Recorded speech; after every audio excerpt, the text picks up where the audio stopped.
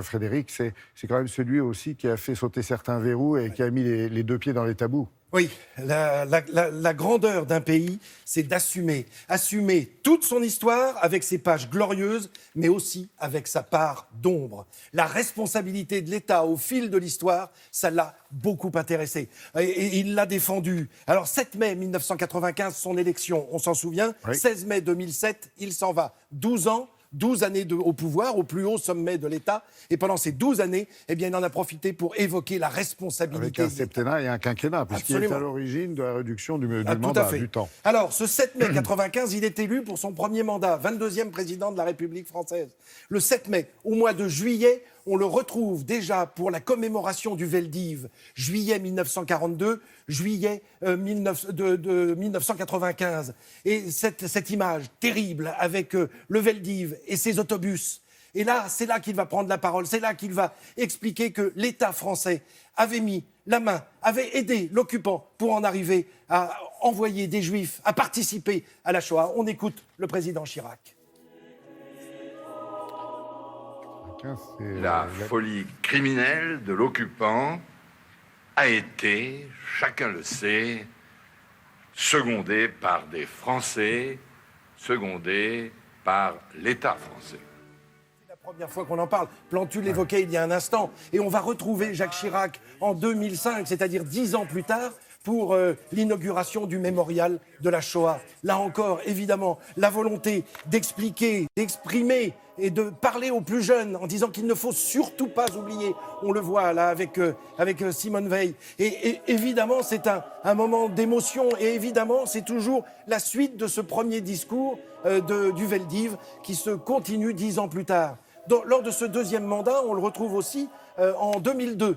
En 2002, avec l'évocation de la guerre d'Algérie. Là encore, lui-même y a participé, on l'a dit ce matin au cours de votre émission, et lui-même voulait rappeler quand même, avec l'inauguration de ce mémorial, pour les combattants, mais qu'ils soient français, qu'ils soient harkis, c'est-à-dire ceux qui ont pris fait et cause pour la France, qui étaient en Algérie, et pour les combattants du Maroc. On regarde ces images où on le voit inaugurer ce monument qui se trouve quai Branly, lui aussi, sur la rive gauche de la Seine, avec ces 3 colonnes, bleu, blanc, rouge, ces 3 colonnes sur lesquelles s'inscrivent les noms de ces combattants, 23 000 qui sont mentionnés sur ces 3 colonnes et qui défilent les noms de ces combattants. Écoutez le président Chirac.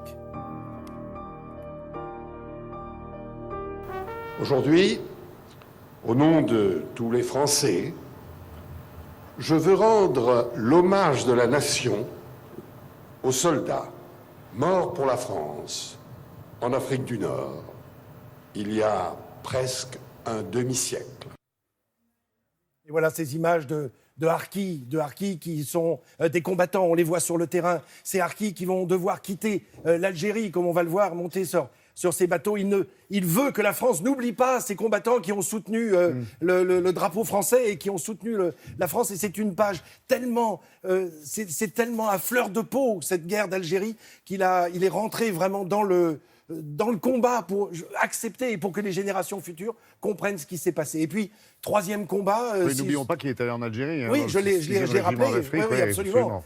Et puis, toujours lors de ce second mandat, en 2006, là, on va voir des images. Et là, c'est un Chirac qui défend, non pas l'esclavage, bien sûr, mais qui défend l'idée d'esclavage et qui veut prouver au monde que vraiment cette période de l'humanité, cette période où l'Occident, avec ce commerce effroyable entre les Européens, les Africains et les Américains, et le retour en Europe, et ces fortunes qui ont été faites avec ces hommes, ces femmes, ces enfants qui étaient de simples marchandises. Ça a duré 4 siècles. 4 siècles, c'est 15 millions de personnes, femmes, hommes, enfants, qui ont été ainsi maltraités, vendus comme des marchandises et souvent ont perdu la vie dans ces navires effroyables. Et là, il a voulu le rappeler, c'est lui qui a instauré le 10 mai comme la journée de souvenir contre l'esclavage.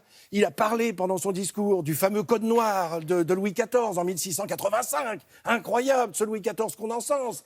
Et puis 1848, avec Schœlcher, qui permet l'abolition de l'esclavage, ce qu'a rappelé évidemment son prédécesseur François Mitterrand. Je rappelle juste que Jacques Chirac a été ministre de tous ses prédécesseurs, y compris Alain Absolument. Poher, y compris Mitterrand, y compris Chirac, y compris Giscard, y compris Charles de Gaulle, y compris Pompidou. Ouais, c'était un peu le grand pardon à la Ouais. fin, quand même. Hein. Merci Frédéric pour cette évocation.